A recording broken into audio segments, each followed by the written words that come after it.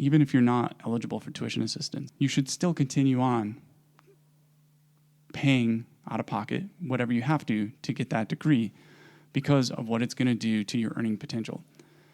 You can do the math real quick and say, let's just say that, you had to spend $4,500 of your own money per year for 4 years. That's $18,000. And then in the very first year after that, as a commissioned officer, your base pay is $18,000 more, and you're getting $18,000 in BAH. You're getting back $36,000 in year one on an $18,000 investment. So that, that's a 100% return. Welcome to Service and Wealth, the podcast dedicated to helping military personnel master their finances and achieve financial freedom. Our mission is to guide you through the ins and outs of planning, saving, and investing, and most importantly, how to balance savings so you can enjoy life now and retire with confidence.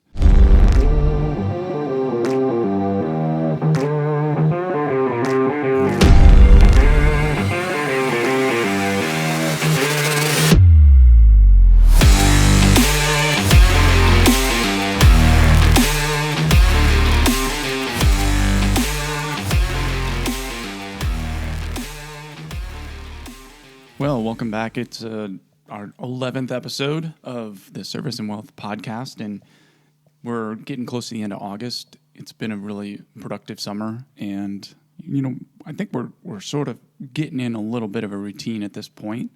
We're starting to almost always remember to get the blogs out on Wednesday, and the podcast I always say Sunday night, and then I do it like 5 or 6 in the morning on Monday morning. And I feel like, functionally to anybody who is subscribing, who is listening, that's not a big difference, right? I always think about it in terms of one of my really good friends, Mike, who used to tell me, he had a 1300 rule, and don't go out and try to implement this for yourself or your team, your workplace, just because you heard it from me, or you heard it anywhere, because depending on who you work for, you might get a lot of trouble for it. But he kind of ran his own shop, and he's like, 1300 rule.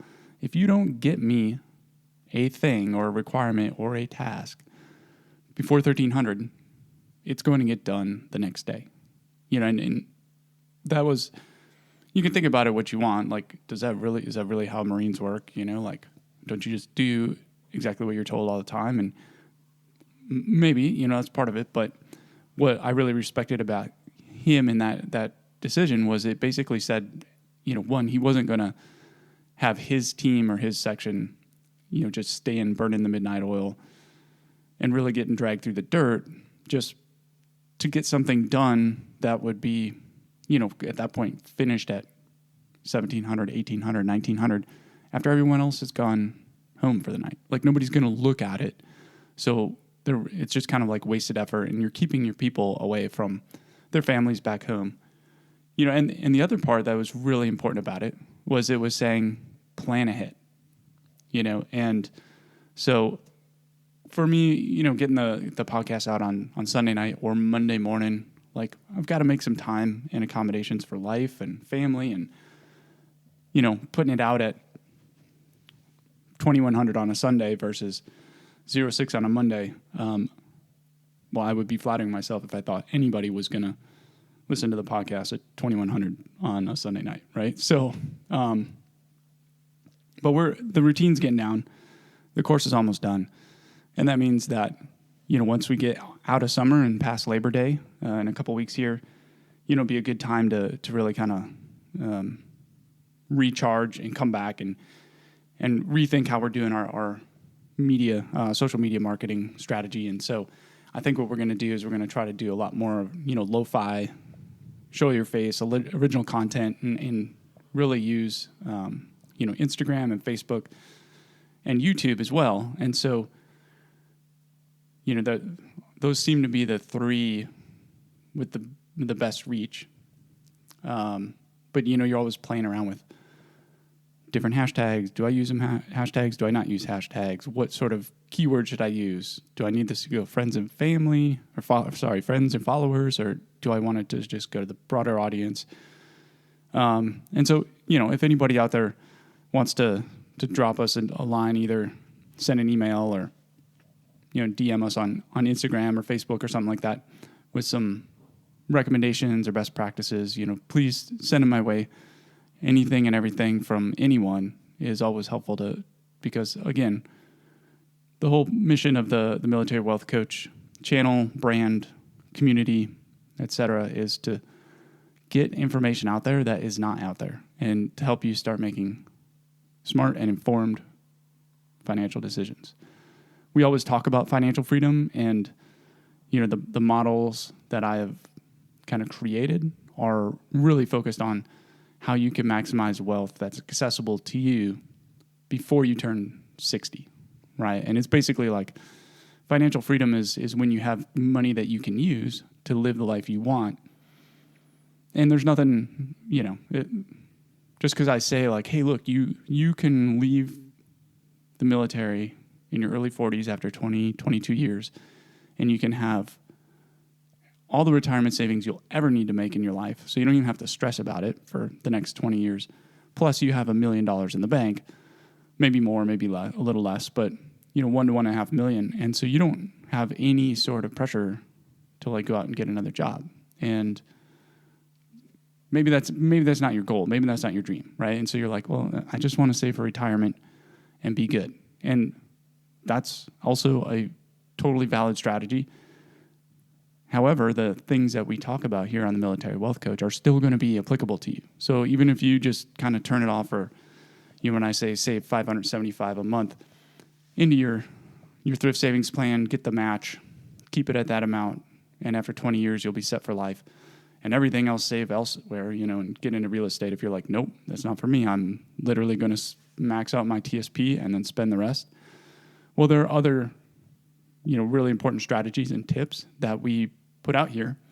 I think what we're going to do in September is we're going to do maybe like a 2 or 3 part, series of podcasts where we talk about the blended retirement system as well as the survivor's benefit program, and really kind of like shed some light, some really revealing light using numbers on those programs and how you can maximize your benefits and why you should never, ever, ever, ever, ever, ever sign up for the survivor's benefit program, right? And if you're already retired and you're past the grace period where you can opt out, I'm sorry, you missed it. But if you have not yet retired, you're just about to retire, or you're in the first, 1 year, I think it might be 2 years, but at least the first year of retirement and you're in the SBP, you can still go back and opt out, right? And save yourself some money and use it in a way that'll make you millions instead of thousands, right? So anyway, we're going to hit some of that stuff up and show you exactly what we mean when we say that there is an answer to everything, right? It's not just opinions, man. If you just do the math, and that's what I exist to do, right? Like the books that we're going to publish over the next couple months are going to show you the math. So you don't even have to do it. You just have to see the numbers, and there's proof enough, right? And when you break it down like that and take the guesswork out of finances, you take the guesswork out of retirement planning, you take the guesswork out of investing, just by showing that there's an answer, right? And we're going to do a little bit of that today. Today we're going to talk about tuition assistance. So, as I mentioned a couple episodes ago, we kind of like escalated, like that escalated quickly with our 4-part investing series, where we got, talking about looking at fees and risk and beta and dividends and inflation and figuring all that stuff out. And it got a little bit chewy. And I said, well, let's come back and take a couple weeks to do some more military specific things, right? And so today I thought tuition assistance would be a good topic, because it's really like socially and culturally, it's like everybody kind of like knows about it and feels like they're supposed to use it. Should you? Right? That's the title of the show. Is it right for you, and should you use it? And what we want to talk about today is how you really have to get past this idea that more education is a good thing, or some education is a good thing, right? And there's a lot of opportunities out there to make mistakes with tuition assistance, just like with the BRS, just like with your TSP, just like with the SBP, the Survivor Benefit Program, all those. If you're not informed and you don't know how to look at the problem, which is generally from a number standpoint, you can make mistakes and it can cost you a lot of money. So let's get right into it. Tuition assistance, it is what it sounds like. It assists you paying tuition, right? And so first and foremost, it doesn't matter if you're active duty, if you're a reservist who's been activated, if you're like selective reserve, so certain reserve officers and enlisted, senior enlisted, even military civilians like the GS and GW, which are general service and general work, scheduled federal civilian employees who work within the military units and branches. You can all take advantage of it. Now, there's some distinctions between the different services and officer enlisted, and we'll get into that in a second, but there's a couple things that are important to look at from the go that apply to everyone. The first is that this is a federal program, and it's governed by federal law. So there are certain things that are the same no matter what uniform you wear and what rank you wear, such as you can get a maximum of $4,500 per fiscal year. There's a maximum of $250 per credit hour. So, if you decide you want to go to Caltech to work on a master's degree in, computer science or cybersecurity or something, that might be a little more expensive. It might not cover everything, right? But $4,500 a year. Some other things in the program is that depending on your, essentially it pays for at least one and sometimes two degrees or educational programs per level. So, for example, you can go out and you can get one or two certificates. And so, for example, like I use tuition assistance to get an executive certificate in applied project management from Villanova. And so you can do that, and you don't have to do it in order, right? I did that after I did grad school, after I did undergrad, all that stuff. You can use it to go out and get an associate's degree. You can go out and get a second associate's degree. The same with a bachelor or baccalaureate, like BA, BS, like that. What we think about with a college degree, right? Like 4 years or 5 or longer, depending on how disciplined and focused you are. Not that I would know anybody who took more than 5 years. Anyway, and then you can get one graduate degree, but you can't do a PhD. You can't go do a Juris Doctorate. If you want to get your doctorate, whether it's in law, medicine, or something else from your military service, then there's special programs for that where you can go to a military school and get that degree and then come back and have a long service obligation, but not with tuition assistance, right? And so then with tuition assistance in general, if you're enlisted, once you're basically qualified, Air Force, Army, you got to get, I think, Coast Guard. You've got to get all your basic qualifications done and like be in an operational unit in the fleet, out in the force, doing something to be a fully qualified individual and earn your your skills designator or your military operational specialty or whatever, or your rate, whatever it's called in your particular branch. So you can't graduate boot camp if you're enlisted and just go use it. And for officers, it's generally a little bit more, where if you're in the Army, you've got to be, 2 years of commissioned service done in the Army. And then in the Air Force and Space Force, you got to basically the same thing, but you have to be an O2 pay grade. So maybe that's a squishy on 2 years. Who knows how the Space Force promotes, right? It's brand new. And then the Navy and the Marine Corps, for example, you've got to be an O3 pay grade. So that's generally like 4+ years.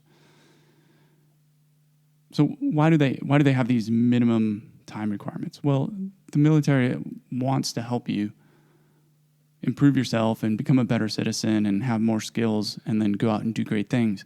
But they don't want to just churn you through, have you being distracted from your duties and doing that and then leave, right? Like now that money they invested, they're not getting anything back. So they want to see that you're going to stick around for a while and that you're qualified and you're putting in the time and you know your job and you're being productive at work. And then they're going to let you use tuition assistance, right? And you can get up to $4,500 per fiscal year, which means, if you're enlisted and you've just gotten back from some sort of deployment, you're in your third year of your enlistment and you're pretty committed to doing at least one more enlistment. So you've got about a 5 or 6 year future that you're planning in the military. You could take the next 3 or 4 years and each year be using $4,500 to work up through an associate's and then an undergraduate degree, and come out of the military now. Maybe you're 25 years old and you served 8 years and you were able to use tuition assistance to go to community colleges or a cheap public university, work all the way up to getting your undergraduate degree complete, and then now you can use your GI Bill to go to grad school and get like an MBA, right? And big, especially for those of you who are young and enlisted and didn't yet kind of go play the game of college or grad school. The crazy thing is most people in grad school are older, right? It's actually pretty rare to go 4 years undergrad and then straight into a grad program. And so, for example, when I went to graduate school when I was 23, 24, basically I spent 5 years getting my undergraduate and then worked for like a year before I went. And I felt like I was going to be, this old salt dog who like was telling people what to do. And I was like the youngest person in my incoming class, which was like 60 people. And most of them were like upper 20s, 30s, even in their 40s. So, that's sort of like the first lesson is like, don't feel like you got to sprint into grad school. Like there is time.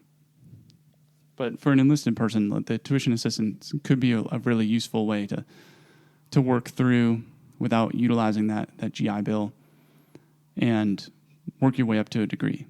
Now, there are other degree programs for helping enlisted get undergraduate degrees that each of the services host. And if you're interested in that, this is sort of like the first lesson or the first golden nugget, first foot stopper of things you should write down about tuition assistance is instead of just listening to the barracks room ballads and gossip and that one kid who's using tuition assistance right now and you're like, oh, I'll do that too. No, go talk to the expert. Like there is a really helpful person sitting in every base's education center who's the tuition assistance expert who has to who will receive and review and approve all of the applications on the whole base that come through. So like the best thing you can do is just go there right away and say, hey, this is what I want to achieve, right? And it's just like the way we talk about military missions and tasks is we talk about what's the thing we want to achieve. We want to seize that hilltop. We don't say like, okay, we're going to all start out walking really quietly through the woods. And then when we get to the edge of the woods, we're going to, have to like get down on our stomachs and start crawling. We just say like, okay, we're going to seize that hilltop. And then we kind of work through the best way to get there. And that's the same thing that's going to happen when you're doing, going to get some education. Go to the education office, not your education officer at your unit, right? Like, again, I remember this from being a second lieutenant who had already gone through grad school, had 2 grad degrees, 2 undergraduate degrees, and here's this second lieutenant who was like, I don't know, he checked in like a week before or a week after I did, And they're like, hey, you're going to be the education officer for the whole battalion. And here's a kid who is like just turned 22, just graduated from who knows what university, but he didn't have he wasn't specialized in it. He wasn't an expert in it. He'd never even been to grad school. Like he had no ability to actually like counsel anybody and bring them through. But if you went to the education office, there would be somebody who's helped hundreds and hundreds of people on your base from all different, branches, specialties, backgrounds, units, figure out the best way to do what they want to do. And so start there and find out if tuition assistance is even right for you. And maybe there's another program. The Air Force has got some awesome programs where they'll just basically get you through college. The Navy's got some really good programs that will send you off to get, whether it's a medical degree or a nursing degree or some kind of degree, so that you can then come back and serve as a commissioned officer in whatever that field is. So start there. Talk to the experts. Tell them what you want to do. Let them help you put together a plan. And then maybe if tuition assistance is still the best way for you to go about it, go for it. Now, on the officer side, it's a little bit different, right? As an officer, you've already gotten your undergraduate degree. You may have a graduate degree. If you're, a C lawyer, a judge advocate, or a doctor, or dentist, or something like that, who's already got an advanced degree, then you don't even really need to listen to this unless you're trying to go get some fun certificates or, maybe a bachelor's degree in computer science. But as an officer, one, you've got to wait a little bit longer. You've got to wait between 2 and 4 years before you can even start. And at that point, you're not going to be able to, whereas the enlisted can go out, use tuition assistance, get the undergraduate degree, and then, possibly launch into a higher education as a civilian, or go into an enlisted commissioning program and level up, right? And just imagine here's an example of what I mean by that. A sergeant with, 6 years who's getting about $3,800 base pay, who then comes back, uses tuition assistance, gets a degree, applies for an enlisted commissioning program, gets approved, completes officer candidate school, and commissions, is now coming back as an O1E with 6+ years. And they're going to make an extra $1,000 a month in base pay. It's like, it's like a 30% raise. So for them, this is something, again, for enlisted, this is a great tool to add not just to your qualifications, but to your ability or potential to earn more money. An officer goes out, uses tuition assistance. Nobody cares, right? On my application to the Marine Corps, I was like, yes, I have graduate degrees. Look at me. And they're like, who cares, right? That's not going to get you anything extra, especially not in the first parts of your career. You need to really look at what your longer-term plan is. And so for an officer, again, if you're in the Air Force, Space Force, Army, and you're about 2 years in, you don't want to wait until you get out and transition to be a civilian to get that additional degree. Maybe you really want an MBA, so that as soon as you're getting ready to transition and separate, you can start applying to start applying for jobs and list on there that you've earned an MBA. Well, there's some trickiness with the whole career timing, right? Because once you've used tuition assistance, you have to stay on active duty for 2 years or on the selected reserve for 4 years. Again, these are specific commitments officers have to make. Enlisted, you just have to serve 1 year for every year that you use tuition assistance. So, going back to our motivated E3 who just came back and has got 6 years until they're going to separate because they plan to do one more enlistment. They could, those obligations start the moment you finish the year. So their third year, they use the tuition assistance. they got to stay on one more year, and during that one more year, they use a tuition assistance again, so they can use it for like the next 4 or 5 years up through their 7th year, stop, and then they've got one more year to go to pay back the last year of TA that they used, and then they're free. Officers, on the other hand, that it's a 2-year like legal service obligation, right? You literally have to agree that you're not going to separate for the next 2 years. So if you look at that, even if you start after 2 years, that's going to automatically force you to continue your career, because by the time you finish using that tuition assistance at the end of your 3rd or 4th year, you've automatically are going to owe 2 more years back. And so there's sort of like this delay in which you might be thinking you're investing in yourself and your ability to go get a job someplace else, but simultaneously you're just extending the time that you are obligated to stay in the military.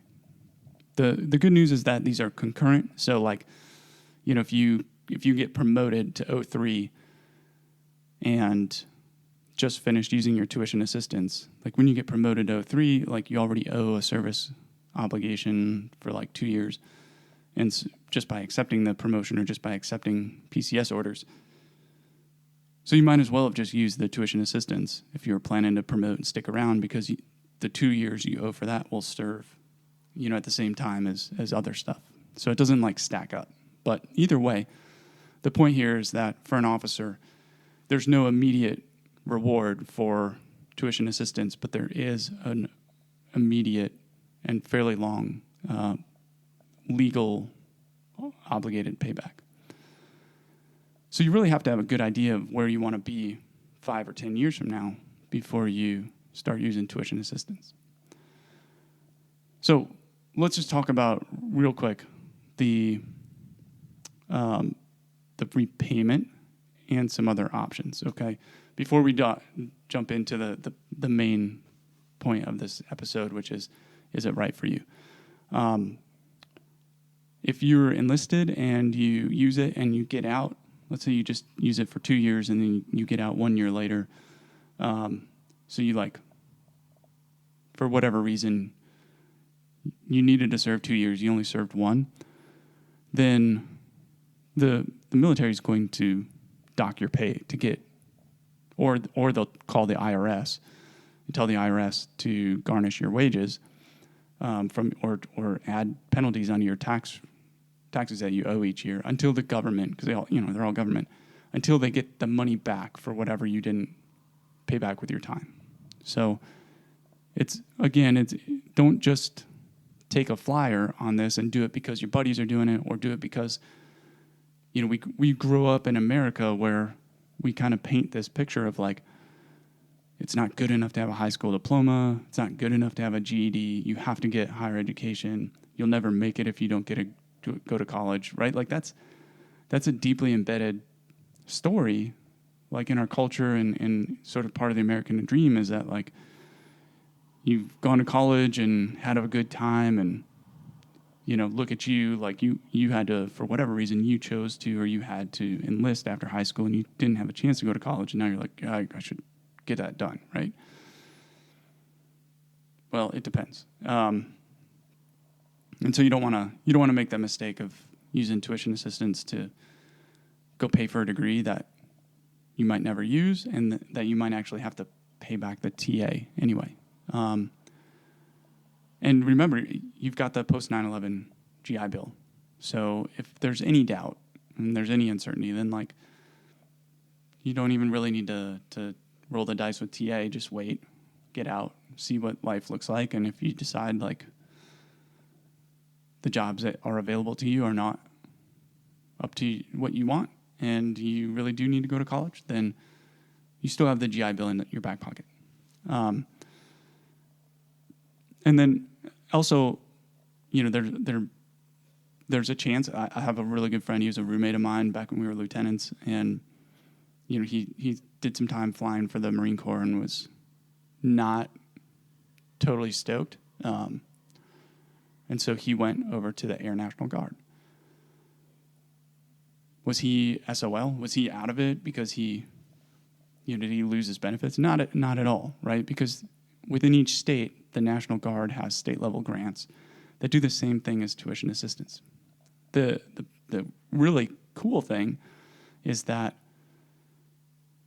there are state schools in each of these states, like the California State University System, Illinois State Public Colleges, etc.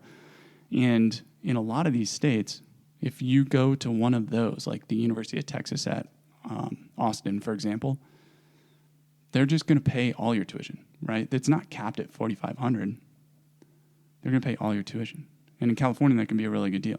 They're the same. So once again, this is, you can also spend some time talking to the education office. And, if your ideal life is to continue to serve just in a non-active duty capacity, a lot of times the reserve recruiters come and get you. And as we said earlier, like if you're a reservist, like you're a Navy Reserve 03, and you're like, oh man, I didn't want to be on active duty, I still want to serve. And now that you're in the reserves, you're like, let's use tuition assistance. Well, your obligation is going to be 4 years instead of 2, right? So there's still some strict penalties, but maybe you consider going home and transitioning into, the Ohio National Guard, right? I don't think Ohio has a Navy, but you could still serve. It would be a slightly different organization and uniform, but then you could go out and you could use that state level program and work on your degree after leaving active duty without any sort of big sentence or penalty coming with it.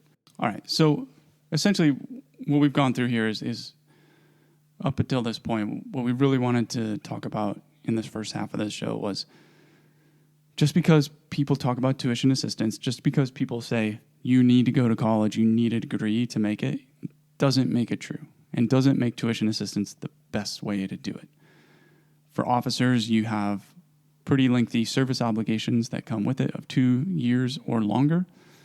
And what I can tell you just as a quick anecdote of how the actual, the Marine Corps, we're with the Department of the Navy, so we're not as big as the Army, right? But once you put us all together, it's like a third of people in uniform are under this sort of rules. My executive certificate was like it required using tuition assistance 3 times for over 3 semesters. And each semester cost it was 9 credit hours. So it was $2,200 or $2,300. And so in order for me to get that whole certificate free, I did 2 semesters in 1 fiscal year, maxed out my 4,500, and then waited, skipped an academic quarter to wait until the next fiscal year came. And then in October, started my 3rd and final quarter and module on that and used another $2,300 bucks of tuition assistance. And the way that was accounted for is that was 3 individual uses of TA, which meant 3 years that I would have to serve. I only had 2 years of a legal service obligation, but because I used it 3 times, I had to serve 3 years. And if I left after 2 years, I would have owed back $4,500 or $2,300 bucks, 1/3 of what I used, right? So, just as a way of thinking about it in the accounting, not really sure where I was going to go with that, which is okay, because I wanted to get to the important bit, right? And that is really trying to decide if education is right for you and your ambitions, your career plan, etc. And earlier what we said is for officers, it's tricky because you're not necessarily going to get more money, better promotions, or better jobs just because you have different degrees, like graduate degrees in the military. Plenty of my buddies is O2s and young O3s went out and got an MBA using tuition assistance. That MBA has paid them back exactly $0. So, tuition assistance only pays for tuition, doesn't pay for fees, lab fees, books, testing materials, all that. It's only the tuition. And so, whatever they were out of pocket was kind of like a hobby. they're still all in uniform. So nobody cares. And the stuff they're doing now that required advanced degrees, the Navy, Marine Corps, the Army actually selected them and then sent them to one of the respective services graduate schools, like Naval Postgraduate School, right? So they went out, they got their MBA. A year later, they got selected to go to Naval Postgraduate School for ops research. Spent 2 years or a year and a half doing another graduate degree, and then they got orders to go be an OR specialist. And the MBA is just collecting dust, right? So even if it was free, they did put in the hours and the time away from their families and doing what they wanted, and it's not really paying them back. So there's you have to think about that. The best way to figure out whether or not you should go spend any time or money on getting a degree is the ROI of the degree. It's just like an investment, right? This is an investment in you. We're not investing in the stock market. We're not investing in real estate. We're not investing in retirement funds. But if we were doing that, in any of those cases, we would want to get at least a positive ROI. We would want to at least make our money back. And ideally, we want to shoot for like an 8, 10, 12, 20% ROI. The more the better, right? And so when you're making a decision of whether or not to invest time and or money and use tuition assistance, for example, again, you have to put in time or obligated service, could have to pay it back if you leave early. So it could end up costing you money no matter what. You got to figure out if there's a positive ROI. And so the first thing I would say is to any newly commissioned young officer, no matter what service branch you're in, is you don't need to use tuition assistance unless you're planning to get out in the next 4 to 6 years. And you can use tuition assistance in years 3 and 4, promote, execute orders, and at your next duty station, resign your commission, and now that MBA that you use tuition assistance to get can kick in. Or maybe you worked on a certificate in like cybersecurity or something like that. The reason is no matter what you invest in there, it's not going to boost your ability to get promoted, to get better job assignments, etc. In fact, the number one thing that you can invest in to get a payback or to get paid back in a way that rewards you is to do your job really, really well as a young officer in 01, 02. And if you are a top performer, you're going to get rewarded. You'll probably promote faster, which does translate to more money. And you're more likely to get selected by each of the services educational programs to go to graduate school, like a resident school. So you don't have to do your MBA in the evenings after a 12-hour day like you would on tuition assistance. Because you perform well and you focused on your job and the mission at hand and taking care of your troops, you got promoted faster, you got selected for an education program, and now the government is giving you 1 or 2 or maybe even 3 years, depending on the program, on their dime to go out and focus 100% on an education. And then come back, and you're going to stay in the military at that point a little bit longer.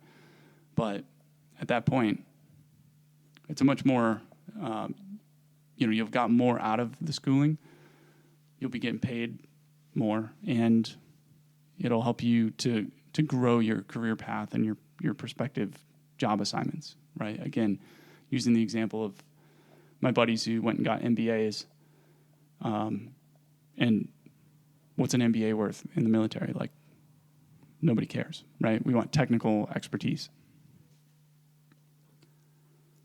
Now, maybe you've been in for a while, and once you get past sort of like that 8 to 10 year mark as an officer, it could start to become worthwhile to go use your tuition assistance and go get an MBA or go get a different undergraduate degree. If you went and you got an undergraduate degree in like political science or history, you can still get jobs with that, but maybe you want to go out and get a undergraduate degree in computer science or cybersecurity and really boost your earning potential. Like, once you hit 8 to 10 years or so, and you are now in a way that you're in the next 5 years, you're going to do things that are going to pay you back in the 5 years after it. Now it might be time to start considering, right? So you pin on '04, take the next 3 years using tuition assistance to add a degree.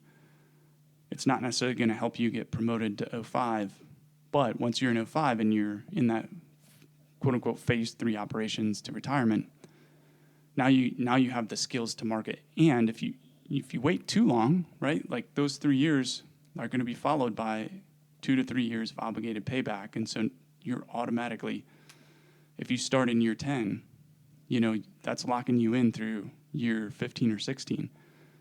If you wait until you're in the final 5 years of your career, and that's a lot of times non-strategic folks about their careers have been, is they get up and they like get selected for '05 and they're like, oh man, I've only got like 2 more PCSs until I hit my 20. I really need to start thinking about, 5 years from now, what I'm going to do. If at that point they're like, oh, well, I'm going to spend the next 3 years, getting a graduate degree or like improving my skills and certifications, they might run out of time before 20 to like pay that all back. And then, who wants to give the military or the government cash when you retire, right? So it's probably best for an officer in that like 10 to 12 year mark. 10 to 13 years is like an optimal time to go out there and get that additional degree. And also at that point, you probably have already gone past the eligibility window when your service was going to select you for school, right? So at this point, you have a potential for it to pay you back. Now, for enlisted, it's a whole different matter, right? Like if you are an enlisted member of our armed services, like you have 2 main strategies where tuition assistance makes a lot of sense. Now, nothing comes free, right? Like we all have to, especially in 2024, we all have to have like a side hustle. We all have to grind a little bit harder because, all you got to do is look at the price of things, right? Like in the past 40 years, in my lifetime, salaries have only tripled about. But the average price of a house is 8 times more expensive. The average price of a car is 5 or 6 times more expensive. Gas and groceries are 4 to 5 times more expensive. Like everything's getting more expensive, and you can't quite hack it on one job anymore. So you could work 2 jobs, or you could level up, right? And leveling up is a great move for anyone who's enlisted in the military because it can pay you off now and it can pay you off later. So what I mean by that is, again, we can go back to the example that I kind of used in the first little bit, which I was looking at an E5, an E5 with over 6 years. Their base pay is about $3,600. They may still be living in the barracks, so they may not be getting BAH.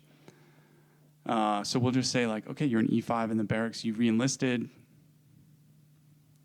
you're making $3,400 to $3,600 a month in your 5th and 6th year of service, right? And if you then put in the time and the money, right, because you can use tuition assistance to cover some of your tuition, but then you're going to have to pay for fees, you're going to have to pay for books, and you may have to pay additional out-of-pocket for more credits in order to move through that degree program quickly.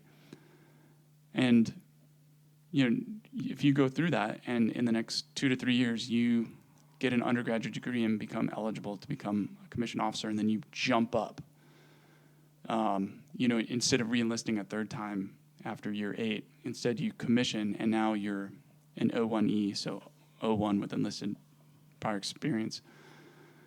Just look at the difference in compensation.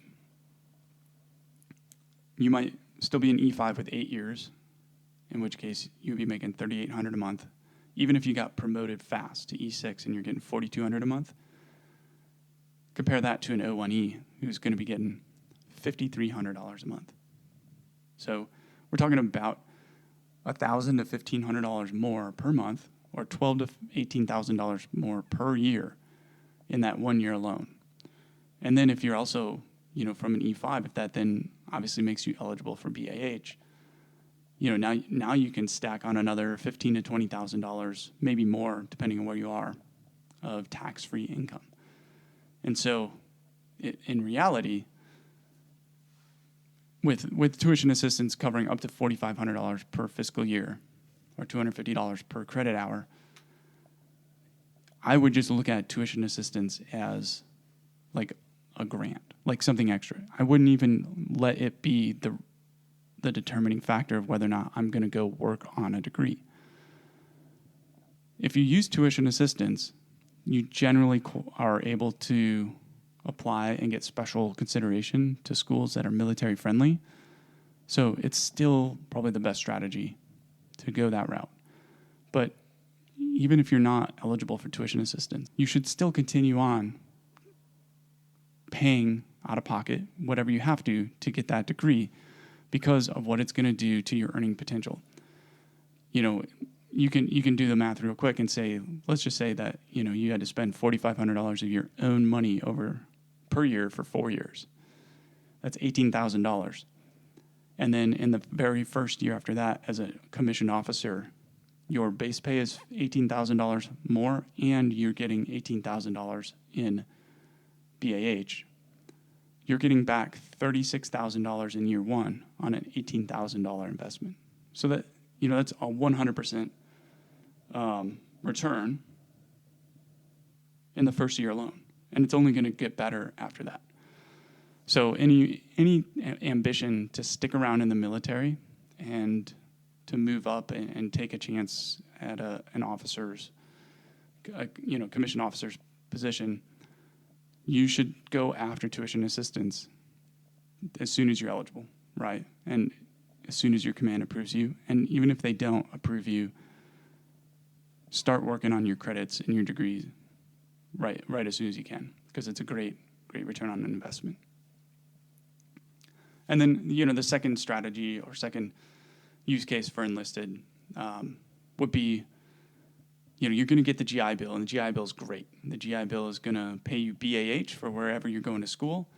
And what's even better is that if you apply to go to school and the last job that you had was, enlisted in the U.S. military, your base pay is going to make you highly eligible for federal grants instead of loans for grants and scholarships, need-based grants and scholarships.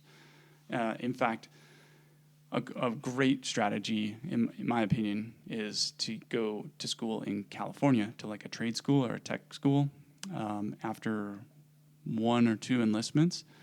Using your GI Bill, you're going to get, I'm not going to take the time to look it up, but you're going to get massive BAH every month that you're going to school. That's going to help you cover the rent and cover all your living expenses. And then California's going to hook you up by sending, covering your tuition. So you have to ask yourself, what's the best return on my GI Bill then?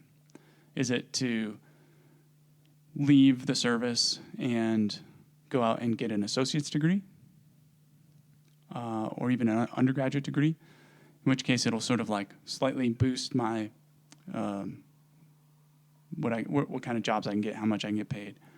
Or would it make more sense to use the GI Bill to go get an MBA or a graduate degree that is going to make me massively competitive in the hiring process and give me the qualifications to go out there and target 6-figure salaries from the get-go? And so once again, if your ambition is to leave the military and go to school, a great thing to do is to not save your GI Bill to go get an associate's degree or go to technical school, but to use your tuition assistance while you're in uniform to check those boxes. Because let's face it, an associate's degree and a bachelor's degree kind of nest together, and they have a lot of just general education requirements. Like you just have to take college writing 1 and college writing 2 and college algebra and maybe college statistics and a couple chemistry or physics courses. Like there's a lot of general education requirements. Use tuition assistance to pay for those, and then keep the big bucks and the real most powerful weapon you have with the GI Bill. Keep that in your back pocket. And, sort of like an additional benefit of that for you is that you're going to get the chance to, while you're in uniform, using tuition assistance, taking these general education classes, you're going to get a chance to figure out like what you actually like to study and what you actually want to do. And one of the reasons why it took me a long, long time to get through school is because I started going down a liberal arts path, and then I sort of like readjusted and was like, oh, I'm going to do pre-med. And then after I was ready to graduate in 3 years, but I was like, I don't want to do medicine anymore. I was kind of floating, right? I was taking these classes and figuring it out as I went. On the job training at the cost of when it was all said and done, I had I think $140,000 in student debt. So that was a really expensive series of mistakes and like trying to figure it out. But if you can use tuition assistance to pay for all those general education classes and figure it out while you're in, an E3, E4 in the military and just kind of like moving along and figuring out life, when you get out, you'll be able to focus your time and effort. If you have to come out of pocket, the money you come out of pocket will just be paying for classes that are specific for what you want to do. And again, ideally, you could work your way through an associate's and an undergraduate degree using tuition assistance, leave the military with a undergraduate degree, no debt, and move straight away into grad school. You go get your MBA, use the GI Bill, and you're going to be like 25, 26 years old, right? And you're going to be student debt-free, highly qualified, highly competitive, very easily hired, and at a really good salary. And we're going to bring it back one final time just to emphasize, look at the return on investment, right? And to kind of sign off with this example and how it works is I went to graduate school and I took on 6 figures in student debt simply because I was following the narrative, the peer pressure, the expectations, the guidance from, school guidance counselors and family members that was like, hey, you're smart, go to school. Hey, undergraduate degree is not enough. You got to keep going, keep pushing. And all along, all I really wanted to do was, serve in the Marine Corps. I had hurt myself as an undergrad, and so I had to wait a few years to come back and try again. And when I got in the military, it paid off absolutely $0, right? And so for me, at this point in my life, recently retired, I spent $100,000 on a graduate school education that I have yet to have any benefit from. So it's got a big fat 0 return. You don't want that. So you always want to instead look at how that will make you a more promotable, more competitive for getting hired, or earn a higher paycheck. And in the military specifically, it's like almost a no-brainer for enlisted with any ambition. Like if you have any ambition to move up and you don't think of officers as the dark side, but you just think of it as another part of the team who happen to have an undergraduate degree and therefore get paid way more money, why not use tuition assistance as the career changing and career enhancing, catalyst that gets you to that level?